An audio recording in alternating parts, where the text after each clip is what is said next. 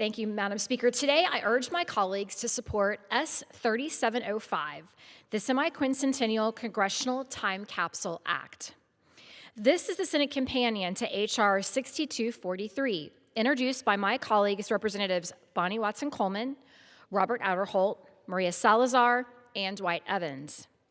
This nonpartisan legislation would authorize the burial of a time capsule in the Capitol Visitor Center to mark the 250th anniversary of our nation's independence. This time capsule is one way that Congress will participate in the nation's year-long celebration of liberty and independence. Amidst our toughest challenges of the day, this legislation reminds us that we can all work together. Under the bill, leaders from both parties will work alongside the architect of the Capitol to compile the capsule's contents. This will include a letter from congressional leadership, books, manuscripts, relics, memorabilia, and more. I'm optimistic that the contents of this capsule will reflect what makes this country great, as well as the challenges we face during this time. The capsule will remain sealed until July 4th, 2276, and the burial site will be marked by a plaque approved by the Committee on House Administration and the Senate Rules and Administration Committee. I thank the ranking member, Mr. Morelli, for working with me on this effort, and I urge my colleagues to support the bill. I reserve the balance of my time. Gentlewoman reserves. Gentleman from New York.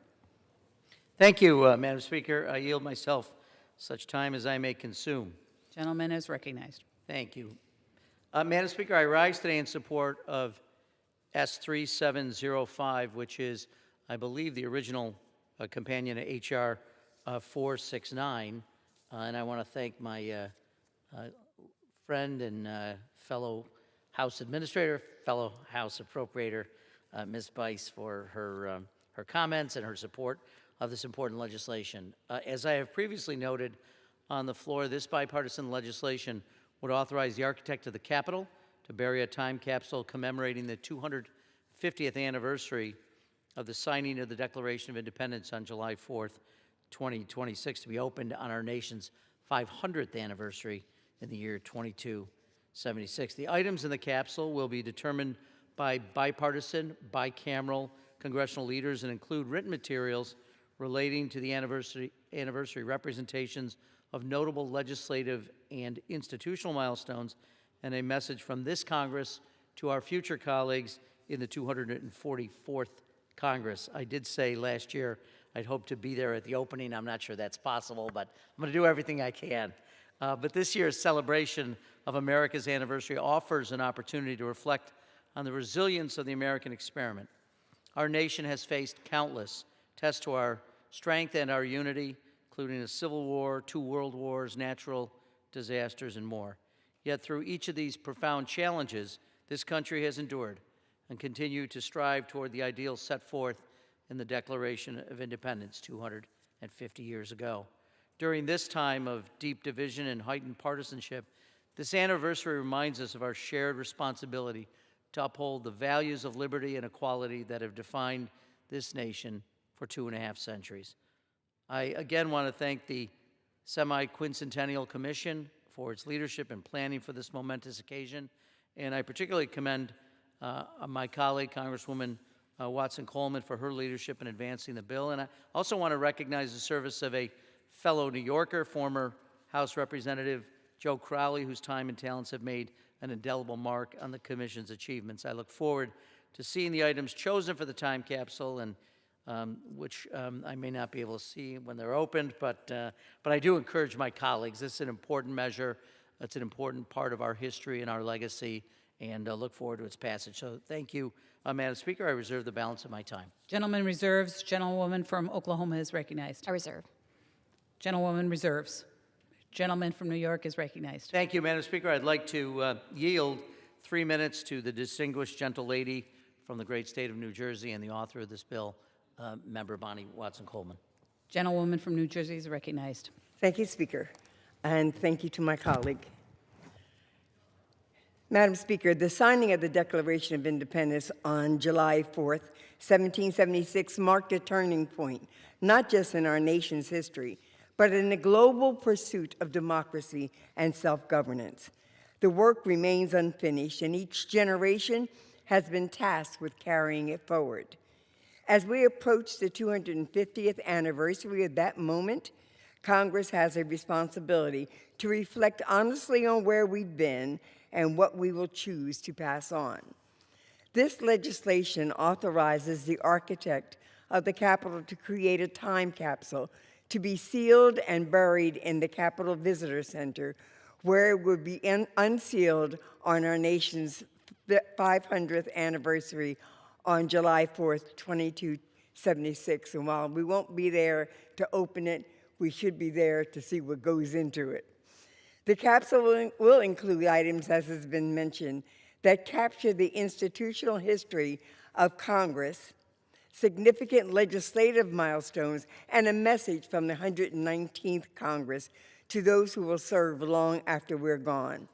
As a co-founder and co-chair of the American 250 Caucus, I'm proud to see this legislation move forward as a part of our nation's 250th anniversary.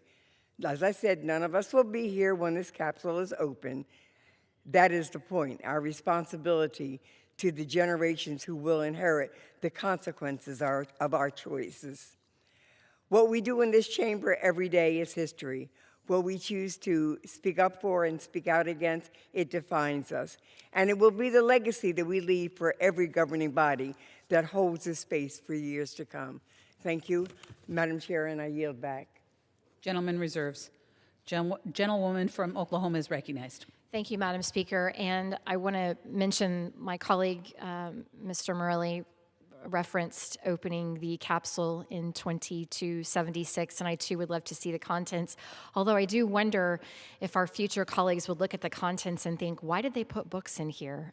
Because it may be a little bit technologically behind by the time it's opened. Madam Speaker, I'd like to yield as much time as may be consumed to the gentleman from Alabama, my fellow appropriator, Mr. Adelholt, to speak on the bill. Gentleman from Alabama is recognized. Thank you, Madam Speaker, and thank you. I rise today to speak on the Bill 3705, the Semi-Quincentennial Congressional Time Capsule Act that was led by Congresswoman and fellow Commissioner on the Semi-Quincentennial Commission, Bonnie Watson Coleman, and also by Senator Tom Tillis of North Carolina. This bill, of course, makes technical changes to Representative Watson Coleman's bipartisan House-passed bill, House Bill 469, to create a congressional time capsule in the commemoration of the semi-quincentennial. I think it should be clearly pointed out here that this bill is truly bipartisan, and it is bicameral. It's a piece of legislation that requires the four corners of the congressional leadership to agree on the contents of the capsule, including a joint letter. And I look forward to the final products of this legislation and look forward to seeing what will be in it. Again, this will be something that we all can agree on, and it's great to be working at a time where we can all work together and celebrate our nation's birthday for this 250th celebration. So at this time, I yield back and ask my colleagues to vote yes on the legislation. Thank you. Reserve. Gentlewoman reserves. Gentleman from New York. I'll reserve, and I don't know if the gentlelady's. Gentleman reserves. Gentlewoman from Oklahoma.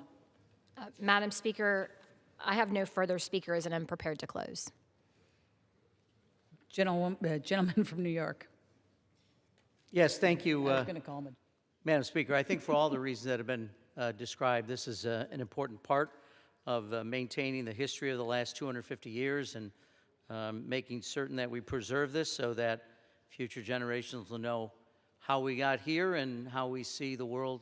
I agree with Ms. Bice. Books may not be particularly relevant 250 years from now, and I suppose we should not write in cursive because people won't know what that means. But this is really important. I think it's a reflection of the amazing American experiment, and I'll look forward to the bill being signed. And I hope and I pray that 250 years from now, we will have moved towards, in the words of Jefferson, a more perfect union. And with that, I yield back. Gentleman from New York yields. Gentlewoman from Oklahoma is recognized. Thank you, Madam Speaker. I could not have said it any better myself, and with that, I urge my colleagues to support S 3705